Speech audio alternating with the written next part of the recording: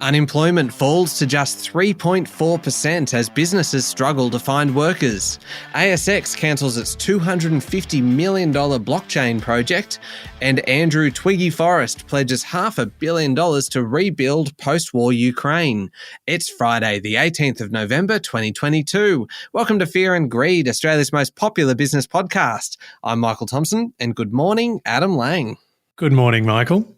Adam, yesterday, by any chance, did you happen to pick up the Daily Telegraph in Sydney, or the Herald Sun in Melbourne, or the Courier Mail in Brisbane, or the Advertiser in Adelaide? I did, Michael. And do you know what I found? Oh, what? Please tell me, Adam. I found a picture of you and Canna Campbell staring at me. That's right. Promoting our podcast. How do they afford that? How good is that? It was fantastic. The News Limited papers have run a bit of a story about the podcast and about kind of what we're trying to do in terms of improving financial literacy, and talking about some of those elements in terms of the focus of that article was really about what do you do when your partner is a spender and you're a saver, but it also is kind of more broadly about a lot of the other themes that we look at in how do they afford that, in terms of dealing with kind of credit card debt, planning ahead with your super, and we've got some great episodes coming up on kind of side hustles and how to generate a little bit of extra income. So it was fantastic and kind of odd to see my face there. It's brilliant. I think this is the first time Fear and Greed has been in a national publication of newspapers, so really well done. Wonderful. Thank you. And I received a number of messages about it, most wondering whether that photo was taken of me when I was in high school, pointing out that I look very, very young. I chose to take it as a compliment. I don't think it was intended as one.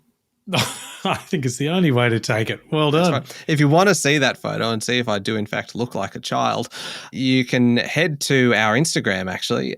We are at Fear and Greed Podcast on Instagram, and have a little look and cast judgment. Anyway, Adam, we have plenty to talk about today. You've got an interview coming up. It's a very Friday kind of interview today with oyster farmer Brad Verdich from East 33 about, well, perhaps unsurprisingly, oysters. Not just any oysters, Michael, but the Sydney rock oyster. Now, as you know, this is a delicacy. It's also something that around Sydney, where this is native, there's been so many threats to it, perils from diseases, bad seasons, floodwaters, and so on. They've been having a tough time. Brad's a multi-generation oyster farmer who's part of the East 33 network, and he talks about that precious oyster, how to preserve it, and where to look for it in Sydney restaurants. I loved your remark, as you said, as you know, this is a delicacy. How would I... Do I have kind of oyster eating vibes? Despite your youthful looks, Michael, I know You're a connoisseur of the fine things in life, like Sydney rock oysters. Yes, I enjoy looking for pearls. I'm assuming they are, in fact, different types of oysters. Thank you, Michael. All right, moving on very quickly, and you can stick around. That one's coming up after the show. The main story, though, this morning, Adam, Australia's employment market continues to soar to new heights, with another 32,200 people finding work in October, driving the unemployment rate back down to just 3.4%, the equal lowest rate in almost 50 years. The data from the Australian Bureau of Statistics was well ahead of economists' expectations and adds to the case for the Reserve Bank of Australia to lift interest rates again in December and again into next year. That's right, Michael. The number of unemployed people decreased by 21,000 people, and the unemployment rate fell by 0.1 percentage points in the month. Hours worked increased by 2.3%. That's a lot stronger than the 0.2% growth in employment, and another indication that labour markets are very tight. Firms are struggling to hire new workers, and instead they seem to be asking existing employees to work harder and longer hours. Yeah, and the unemployment data comes just a day after we saw wages figures from the ABS showing private sector workers got a strong 4.3% pay rise over the September quarter, which is evidence that the tight labour market is finally starting to drive higher wages. That's right, Michael. And unfortunately, while it sounds like good news for workers, it could be too much good news and thereby bad news for inflation. The combination of strong wages growth and strong employment growth should see the Reserve Bank of Australia continue to hike interest rates in the coming months. All right. Now, turning to markets, it was another pretty quiet day on the ASX, which has been stuck in a little bit of a rut all week. The S&P ASX 200 rose slightly, adding 0.2% to 7,136 points. A couple of significant moves, Adam. Pendal Group soared 10.5%, while Perpetual fell 12.6% after a court judgment on their merger. We will have more of a chat about that one in a moment. And Webjet added 10% after a trading update. We'll talk about that one as well because there were some interesting comments made, and I'll be keen to get your thoughts on them. On commodity markets, oil prices fell down about 1.3% to a bit over $84 a barrel. Metals prices also declined. Gold and silver each down 0.5% and copper dipping about 1.5%. The iron ore price fell 3%. The Aussie dollar is buying 67.1 US cents, and Bitcoin is still trading at around 16,500 US dollars. Adam, we'll be back in a moment with the rest of the day's business news.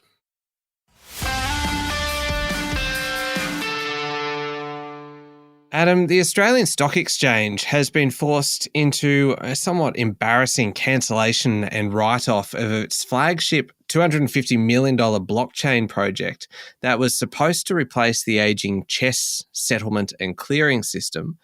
It is a damaging blow, really, to the credibility of the ASX, and also, you'd say, to blockchain technology more broadly. Yeah, Michael, blockchain's the same technology that underpins Bitcoin and other cryptocurrencies, and the ASX has been working on its blockchain project for 7 years. But a report from consulting firm Accenture has identified that there are a whole range of problems with the high-profile project, and as a result, the whole idea has been dumped. Imagine that, $250 million. Stop, because they think to go ahead, they're going to lose more. CHESS is a critical system for the Australian stock market because it handles the transfer in shares and money between buyers and sellers. And just on the subject of crypto, Adam, the Australian government says it will introduce laws safeguarding cryptocurrency deposits and regulating crypto exchanges next year. Cryptocurrency custody regulations would set out rules for where people's money or tokens are stored, how they can be used, whose job it is to keep them secure, that kind of thing. And if Australia does legislate custody regulations by next year, it would be among the first countries in the world to do so. Custody is the main issue at the heart of the FTX collapse that has left 1 million people nursing losses, and we think including around 30,000 Australians.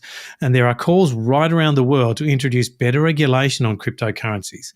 FTX transferred US $10 billion worth of its customers' money to another trading business without their knowledge. That's something that would be closely regulated under a custody regime. Now, Adam, I mentioned this next one before. The New South Wales Supreme Court has ruled that Perpetual cannot easily walk away from its bid for Pendal on fiduciary duty grounds, saying not only would it have to pay a $23 million break fee to escape, but it could also be liable for further damages if it abandons the merger. The decision sent Perpetual shares slumping 13%, while Pendal shares jumped more than 10% now that the merger looks all but certain to go ahead. Perpetual and Pendal agreed to merge some months ago, but things got messy when the hedge fund Regal came along with a takeover bid for Perpetual that was conditional on the merger of Perpetual and Pendal being killed.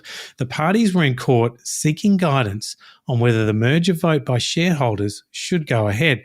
Separately, yesterday, Perpetual and Pendal slightly recut their merger terms to reduce the cash consideration and lift the amount of shares changing hands. Pendal still recommends shareholders vote in favour of the deal. This would have to be one of the messier pieces of M&A activity in recent years, surely. And just imagine being the judge having to rule on exactly where the fiduciary duty lies. I think it's been fascinating. Oh, it sure has. Now, Adam, jobs website Seek has told its annual general meeting that it is on track to meet its guidance for operating earnings of between $560 million and $590 million on sales as high as $1.3 billion. Seek is obviously enjoying very strong job ad volumes in a booming market for labour, as we were talking about before. That's right, Michael. And low unemployment and a high participation rate are always going to be good for a company like Seek. It says it expects job ad volumes in Australia and New Zealand to fall slightly next year, alongside a small increase in the unemployment rate. Travel agent Webjet says bookings have returned to pre-pandemic levels as it posted a half-year profit of $4 million compared to a $60 million loss for the same period last year. Adam, I mentioned this one a little bit earlier because of some of the other comments that were made. Webjet also said it was still working through clearing a backlog of customer complaints from people who are frustrated about poor service when trying to cancel travel or use their flight credits from COVID cancellations. But it's this next bit that's really got me interested. Managing Director John Gusich quoted Coolio's Gangster's Paradise to talk about the COVID downturn for Webjet. Now, you might remember, Michael, Coolio passed away recently, but Managing Director John Gusich said it was like walking through the valley of the shadow of death the last couple of years. But unlike the song, Looking Forward, he said there was more than ever left, as in he's looking ahead to better times. And so, because the original lyrics are, I take a look at my life and realize there's not much left. And so he's spun that around to be more than ever left. You know what? You do not hear many managing directors quoting music lyrics when providing an update, do you? Not enough, Michael, for me. Is this perhaps the new Fear and Greed campaign to get more senior executives in Australian businesses quoting music lyrics? Perhaps we can touch on that at the end of the podcast because it's Oz Music Day today. Oh, yes. And everyone has to wear T-shirts, don't they? That's it. All right. Okay. Well, we'll come back to that one a little bit later on. Adam, the flooding crisis in New South Wales, which is ongoing, is expected to reduce food and livestock production by 10% this year, according to a report from the Department of Primary Industry. The report says the value of New South Wales agricultural output leapt to a record $23.1 billion last financial year on the back of big jumps in crop production, in wool prices and meat exports. That's right, Michael. And as we know, this weather impacts every farm in potentially different ways. And there are some great and some really tragic stories amongst them. Several farming regions have been impacted by deadly floods and natural disasters over the past year from back-to-back La Nina weather events. The department says the rain has been delivering bumper harvests, but the longer it goes and the heavier it gets, it's actually doing more harm than good on many farms. I mentioned this one at the top of the show. Adam, Fortescue Metals boss Andrew Forrest has announced a $500 million investment into the reconstruction of post-war Ukraine. Dr. Forrest announced the investment with Ukraine President Volodymyr Zelensky, saying his private investment company Tatarang would seed a $25 billion investment fund. Michael, this will be the biggest investment ever for Tatarang. The Ukraine Reconstruction Fund has a mandate to rebuild Ukraine's energy and communications infrastructure using modern technology to realise a golden vision for post-war Ukraine as the fastest growth economy in Europe. These are really ambitious statements and very motivating, I'm sure. The fund will wait until Russia has pulled back from its invasion before releasing any of the money. Just a quick one, Adam. More than 500,000 Australians could experience long COVID, according to new modelling. And of those, 110,000 would suffer significant impacts, preventing them from engaging in normal activities like working. This was modelling done by two universities, the Uni of Tasmania and Deakin University, and are looking at how many people are expected to have symptoms in December of this year, including things like extreme fatigue. Michael, these are extremely big numbers, and we're in the middle of another COVID wave right now, with renewed calls for masks to return. In New South Wales, at least, health officials are advising that masks be worn on public transport and indoor public spaces where physical distancing isn't possible. This is the fourth wave of Omicron cases, but hopefully encouragingly, each wave seems to be peaking earlier as immunity increases. And on the same topic, Adam, Sonic Healthcare yesterday provided a trading update for shareholders, saying it has seen a nearly 12% decline in revenue in the 4 months to October because of a reduction in COVID-19 testing. Interesting. And finally, just before we move to overseas news, Adam, some very, very good news on Australian economist Sean Turnell, who was locked up in Myanmar following a coup early last year. He has been released as part of a mass amnesty announced by the military regime. Professor Turnell was an economics advisor to deposed leader Aung San Suu Kyi. He was sentenced to 3 years in jail for violating Myanmar's Official State Secrets Act, which he denied, but his trial was closed, even to Australian consular officials. His release, I think, is long overdue, and no doubt it's a huge relief. Yeah, well said. All right, moving on to overseas news. Adam, the Republican Party has won control of the US House of Representatives after a victory in the midterm elections in California, which will spark renewed debate about spending and taxes after 2 years of Democrat control of both chambers.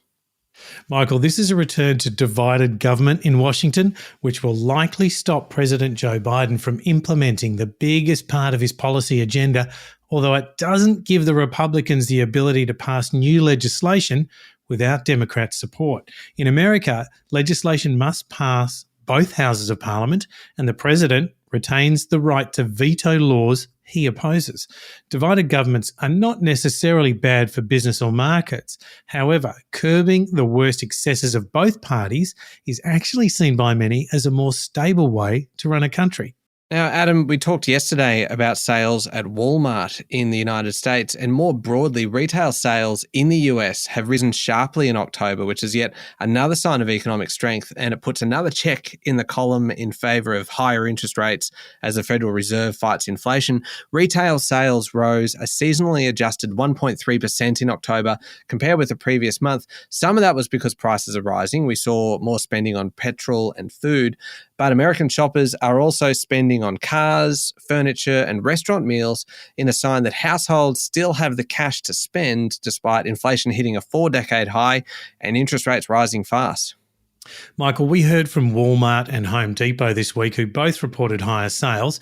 Interestingly, yesterday, Target, another one of the big US retailers, said shoppers had pulled back spending in recent weeks, and it was discounting to clear inventory. Target shares plunged on disappointment the retailer had misjudged consumer demand. Retail sales figures matter because they give us a clue as to whether higher interest rates are doing their job and curbing inflation.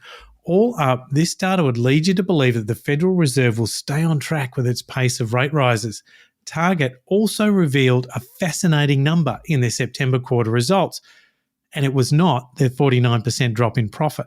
The AFR reports that earnings were US $400 million lower due to shrinkage. That's almost 600 million Australian dollars. Shrinkage is basically lost stock, but they cited the biggest reason was organised retail crime. While Target's shrinkage is double the USA retail average, they believe they are not alone in suffering from this crime and said the trend has gotten increasingly worse over the last 12 to 18 months. Now, what is an international summit, Adam, without a little bit of awkwardness? Oh, go on. Oh, this is a cracker. The leaders of China and Canada have been caught in, I'd say, a pretty uncomfortable exchange, with Chinese President Xi Jinping reprimanding Canadian Prime Minister Justin Trudeau. The entire encounter, of course, was filmed, where President Xi was accusing Mr. Trudeau via a translator of leaking the contents of their private meeting to the media. For his part, the Canadian Prime Minister said they believe they were in free and open and frank dialogue and that they would continue to look to work constructively together.